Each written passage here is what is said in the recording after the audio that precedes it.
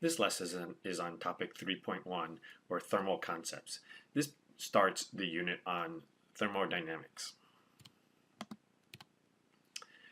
The objectives of this unit, or the understandings, is to understand temperature, pretty much. Temperature and energy of a substance. Okay, we're going to cover the molecular theory of solids, liquids, and gases, and then we're going to look at internal energy and specific heat, specific latent heat, phase change as a element or material goes from solid to liquid to gas or vice versa.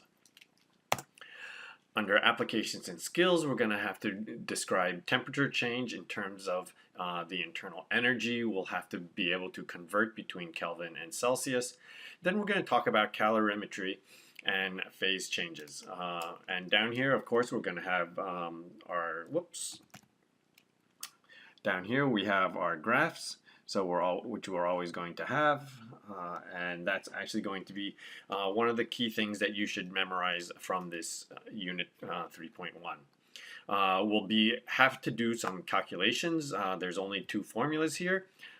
Q, or heat energy, the letter Q stands for heat energy, and that's going to be equal to the mass of the object times the specific heat times the change in the temperature. Or also another formula is heat is equal to the mass of the object times the latent specific heat. Okay. So let's start. Okay. The molecular theory says, we've understood that there are three primary states of matter. We've known these since about third grade. Okay, we know about solids, liquids, and gases. Solids generally being the most dense, gases being the least dense. Solids basically, the molecules are bound very closely together, and those bonds, molecular bonds, actually represent stored energy. Okay, the molecules are kind of locked in place, but I can stretch them and eventually even break them apart, similar to a rubber band. In the case of liquids, the molecules aren't quite so bound together, but there are still some bonds. Okay, we understood that in water when we had kind of hydrogen bonds and van der Waals forces between them. But energy in this case, in the liquid, is primarily stored in the motion of the molecules. We see that with a lot of the diffusion cases. However, there is still some energy stored in the bonds. Gases, which is what we're going to look at primarily, is going to be made up of independently moving molecules. We're going to model them as having zero potential energy. There's zero bonds between the molecules. Okay, they're moving so fast that they never create bonds with each other. This is not needed. I'm just covering it for completeness, but there are several newer phases of matter besides the solids, liquids, and gases. Many of you may have heard of plasma. This is primarily an ionized gas where I've stripped the electrons off. On the colder side, there are two newer states of matter. One is called a Bose-Einstein condensate, and the second is a fermionic condensate. There's a seventh hypothetical one. I'm not quite sure on the status, but it's kind of a very hot plasma, and that would be a quark gluon plasma. Like I said, you don't need to know these. Before we continue with this unit, I need to go through a lot of definitions. This unit in particular, there are a lot of definitions that we need to learn and memorize. First off, melting. Okay, melting and boiling. What happens when a solid goes to liquid form? That's called melting. Boiling is when it goes from a liquid to a gaseous form. In the other direction, freezing makes a liquid go to solid, and condensing is a gas to liquid. In some cases, we can skip the liquid form and go straight from solid to gaseous, and that would be sublimation. Sometimes you see this when, in the case of frost, basically going straight to a gaseous form. Or we also have deposition, where it goes straight from a gaseous to a solid form. Okay, let's talk about heat or thermal energy. Okay, when we talk about the heat, energy of a substance, okay, all the molecules of a substance are going to be vibrating, okay. If it's a solid, they're pretty much vibrating in place. If it's a gas, they're kind of zipping around. Either way, they're moving, and if they're moving, they have kinetic energy, okay. We can also look at the bonds between the molecules if it's a solid or a liquid, okay. The combination of the kinetic energy plus the potential energy of those bonds make up something that we call internal energy. Okay, and this internal energy is basically what we consider to be thermal energy. Okay, and I can add energy to a substance, okay, or the substance can give up energy. And this is actually heat energy, being able to convert heat energy into useful energy or kinetic energy is the reason that the Industrial Revolution came about with the steam engine. Okay, so if I add energy to a substance, what I'm doing is I'm making the molecules vibrate more rapidly, and as a result, the bonds, if there are bonds, stretch. Okay, and so the added energy is represented as increased internal energy. Or vice versa, if it loses energy, gets colder, then in that case, the molecules don't vibrate as much, and my bonds kind of shrink together. A couple of terms, these are more from chemistry, just providing them in terms of completeness. Entropy is a measure of the disorder associated with a system. This shows up in the laws of thermodynamics. But this is basically the amount of energy that I can't use. Okay, whatever happens, I can't do anything with it. Okay, the other word that we use is enthalpy, and this is a measure of the total heat content. Okay, basically the sum of the internal energy plus pressure times volume in the case of a gas. Okay. This is the absolute value of this is not something that we use. However, we can measure the change in enthalpy. Okay, how much energy is added or taken away.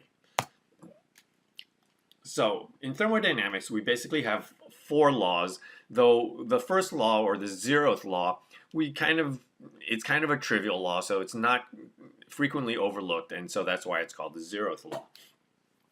It's basically the transitive property when it comes to heat, okay? And it basically says if object A is in equilibrium with object B, basically they have the same temperature, and object B is in equilibrium with object C, okay? Then it says A is also in equilibrium with C, okay? And that's basically 0th law. It's kind of intuitive, however, it's required to continue with the other laws. So the 3 primary laws of thermodynamics includes the first law, which is basically is conservation of energy. Okay, in this case, we use the letter U to represent internal energy. Q is the heat that I add to the system, and W is the work that I do on the system. Okay, we'll talk about work in the next unit a little bit more, but either way, work is still energy. So this is basically a conservation of energy, which says that the change in my energy is equal to however much energy I've added to the system, either in heat or in this function that I call work. The second law is the one that gets quoted a lot, okay, and it basically says that my entropy only increases. The entropy of the universe tends towards a maximum, okay, or basically randomness tends towards a maximum. Corollary of this basically says that thermal energy only goes from higher temperature to lower temperature. That's the part that's going to be important to us because we always have to remember that the energy goes from hot to cold, and it's not that cold energy, not that there is such a thing, goes from cold to hot, okay? It's always from hot to cold. And the third law is basically the absolute 0, okay? And it basically says that entropy approaches 0 as the temperature approaches absolute 0. Everything stops moving. Okay, let's talk about temperature. This is going to be one of the key things that you need to remember from this unit, okay? And that's that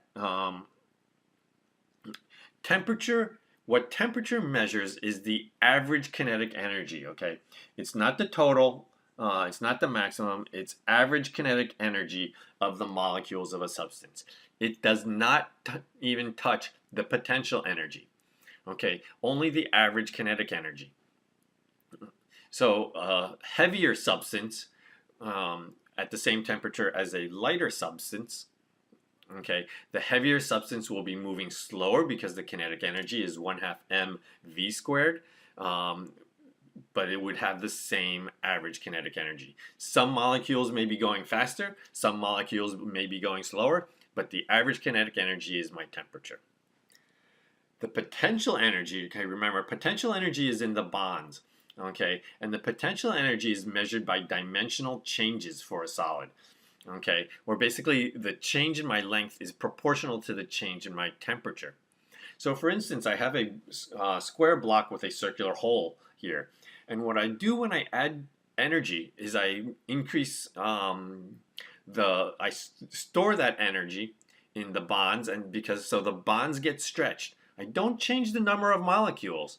Okay, all I do is I change the spacing between the molecules. So if I'm looking at this square, okay, the spacing along one edge is going to increase, okay? This is before I heated it, okay? And now that I have more spacing, this is going to be the case. Okay, it's the same number of molecules, just a little more space between each molecule. Okay, same thing with this inner circumference here. Okay, I have the same number of molecules along this circumference, but now I have more space between each one of those, so my circumference is going to increase. A lot of people think it's going to go the other way. Okay, in that my hole actually gets smaller. Okay, but that's not actually the case. That would be the case if it was like a donut and the bread itself is expanding because of air and yeast. But in the case of substances being heated, it's the space between the molecules increase. Okay, resulting in greater dimensions. So I talk about heat and temperature, and I want to make sure that you understand the difference between the two. Okay, they're slightly different terms. Okay, heat is primarily thermal energy. We measure this in joules or calories, just like we do other types of energy. Okay, and heat can be transferred from one substance to another substance. I can heat up an ice cube by putting it in water. Temperature, however, is not energy. Okay, it measures average kinetic energy, okay, but it is not measured in joules. Temperature is measured in Kelvin or Celsius. Okay, we don't talk about the imperial scales like Fahrenheit. Okay, we should understand and remember the difference between the Celsius scale and the Kelvin scale. Okay, Celsius was defined with 0 degrees Celsius as the freezing point and 100 degrees Celsius as the boiling point. Kelvin, on the other hand, is an absolute scale, okay, which means that 0 degrees Kelvin corresponds exactly to absolute zero. There is no negative temperature on the Kelvin scale. There are negative temperatures in Celsius. Okay, so 0 degrees Celsius actually corresponds to 273.15 Kelvin. Notice there's no degree symbol on Kelvin, okay, so don't confuse the K with kilogram or some other kilo measurement. Okay, 0 degrees Celsius, we'll pretty much just use 273, but if you wanted to, it was 273.15 Kelvin. There's a corresponding absolute scale for the Fahrenheit, that's called the Rankine scale. Again, you don't need to know that. So which scale do I use? Okay, a lot of students spend time trying to decide, do they use the Kelvin scale or the Celsius scale? In general, you can never go wrong using the Kelvin scale. Okay, but when all we're talking about is the change in an object's temperature, the Celsius scale is the equivalent, okay? Because 1 degree Kelvin, change in 1 degree Celsius is the same as 1 degree Kelvin. Be careful about the units, okay? Make sure you know which one is given. Highlight the Celsius, highlight the Kelvin. Okay, This brings us to specific heat. Okay, again, the definition of specific heat is the amount of heat required to raise 1 kilogram of a substance by 1 degree Kelvin. Okay, so in the US we use heat energy is generally measured in calories. The rest of the world, a lot of them use joules. Okay, but 1 kilocalorie is the heat energy needed to raise 1 kilogram of water by 1 degree Kelvin. And 1 kilocalorie corresponds to 4.186 kilojoules. Okay, so therefore the specific heat of water is 4,186 joules. It takes that amount of energy to heat a kilogram of water by 1 degree. So that's how much it takes to move it from 50 degrees Celsius to 51 degrees Celsius. It's the same amount to raise it from 10 degrees to 11 degrees. Okay, so this brings us to our first formula, which is the MCAT formula. Okay, it's called I call it the MCAT formula because the right side of the equation kind of looks like MCAT, or the SAT for the medical schools. Okay, so Q, which is what we use to represent heat energy, the amount of heat energy either going in or leaving a substance, that's Q, is going to equal MCAT, where M is the mass of the substance in kilograms. C is the specific heat of the substance. Every material has a different specific heat. Okay, and delta T is how T final minus T initial. Always remember, it's final minus initial, so be careful on that one. Okay, and if I lost energy, okay, then the delta T is going to be a positive number. No, if delta T, the final temperature, is higher than my initial temperature, it means Q will be a positive. That's the amount of heat I had to add. If the final temperature is lower than my initial, then that's the amount of heat that I've lost. Okay. So here's a couple of examples for specific heats. Be careful again, okay, make sure you know what units, okay. This is correct, it's kilojoules, kilojoules per kilogram Kelvin, okay. So here's water, like I said, it's 4.19 kilojoules. Notice ice and steam are different, okay. So different, water in its different forms will have different specific heats, okay. I'm not going to worry about the calorie scale for now. So here's an example. How much energy do I need to raise a 5 kilogram block of ice from minus 20 degrees Celsius to 0 degrees Celsius? Okay, well, the mass of my object, okay, here's my formula. It's Q is equal to MCAT. Okay, my mass is obviously 5 kilograms.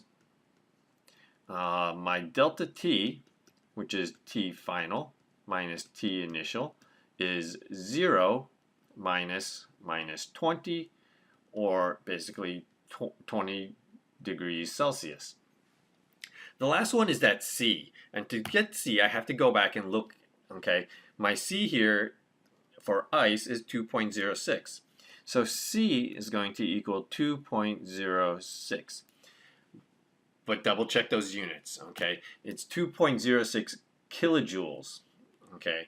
So I'm going to need to write that as kilojoules per degree Celsius Kelvin kilogram, okay?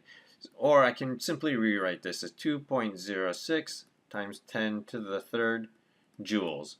And then just multiplying all of that up, I basically have Q is equal to 5 times 2.06 times 10 to the third times 20, and when I plug all that in, I basically end up with 2.06 times 10 to the fifth joules. Okay, so that's a lot of energy just to raise 5 kilograms of ice up to 0, from minus 20 to 0. And that brings me to the phase change, okay? What happens when I get to 0? Okay, we know ice starts to melt at 0. So this is a phase change graph. This is another one of those graphs that you're going to have to memorize. It's important for this unit that you understand it and be able to reproduce it. Okay, because as I'm heating on the x-axis, this is heat or energy that I'm adding to a system. Okay, and on the y-axis, I'm measuring the temperature. So while it's a solid, I am changing temperature. Okay, and then while I'm a liquid, I'm changing temperature again. And as a gas, I'm changing temperature. But look at those sections where I am not changing. Okay, I'm in the process of going from one state to another. Okay, so right here, okay, at the phase changes, I don't have a temperature change. I basically, my ice is melting, the water is at 0 and the ice itself is at 0. But for the most part, there is no change in temperature. Same with boiling, okay? The gas that comes out is coming out at 100 degrees Celsius, and the water itself is boiling at 100 degrees Celsius. But the temperature doesn't change until all of the water is boiled off or all of the ice is melted, okay? So remember that we have these phase changes where the temperature stays constant. And that's going to be important because now I can't use the MCAT. There is no delta T. So instead, and actually, as I go from one phase change to another, I actually have a different specific heat. I don't use the specific heat of ice or the specific heat of water. It's the specific latent heat of melting or the specific latent heat of boiling. And that's going to be where this formula, Q equals ml. Okay, it's not milliliters, don't think that. Okay, m is going to be the mass of the substance in kilograms, and L is the specific latent heat of fusion or vaporization. So here's an example again. Okay, so here's water, right here, and it has a specific latent heat of fusion. This is where it melts, 333 kilojoules, and boiling is over here at 2,260 kilojoules. So it takes a lot of heat, okay, to boil my water. Okay. So here's another example. I have a 250 kilogram block of ice at -5 degrees C, and I add 100 megajoules to it. And what is the temperature and state of the ice after I've added that? Okay, since I'm adding that, okay, so Q is going to be equal to 100 times 10 to the 6 joules. Okay, so first off, I have to remember, well, here I am. I first have to get to the melting point. How much is that going to be? How much energy do I use just getting to 0 degrees? Okay, and that's going to be the MCAT formula, where M is 250, C for ice is 2.06 times 10 to the third, and delta T is just 5. Okay, so plugging all that in, I find out for the Q that I've used up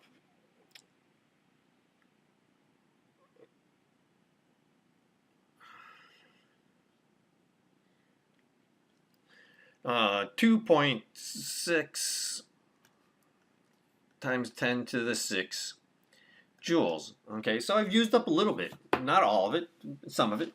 Okay, so this is from -5 to 0 degrees.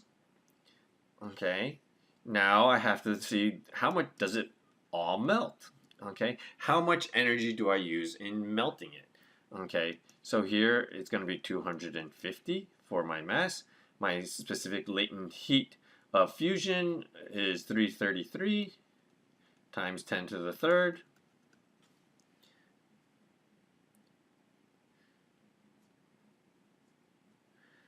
And that uses up, oops,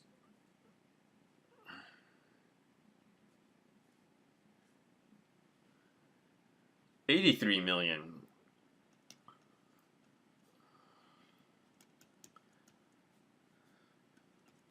Okay, so now I've used up 83 plus 2.6, so about 86 million. And so the rest of it, whatever's left over, which is 100 times 10 to the 6 minus 2.6 times 10 to the 6 minus 83 times 10 to the 6, and we'll call that 86, 14 times 10 to the 6 joules. That's how much is left over to heat my water from 0 to its new temperature. So let's see what that is. Okay, again, we use the MCAT formula, but now we're going to use the C for water.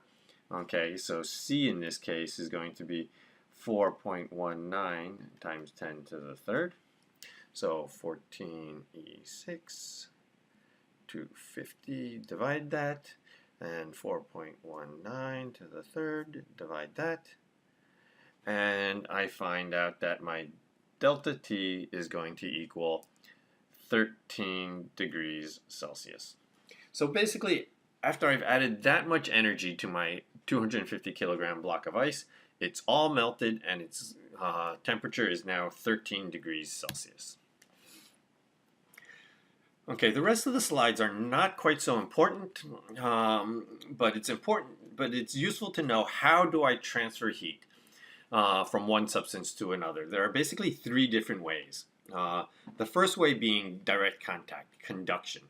Second way is convection. The hot material moves in a bulk fashion. This is what creates the currents and the jet stream in our atmosphere. We also see this when we boil water and results in thunderstorms and stuff like that.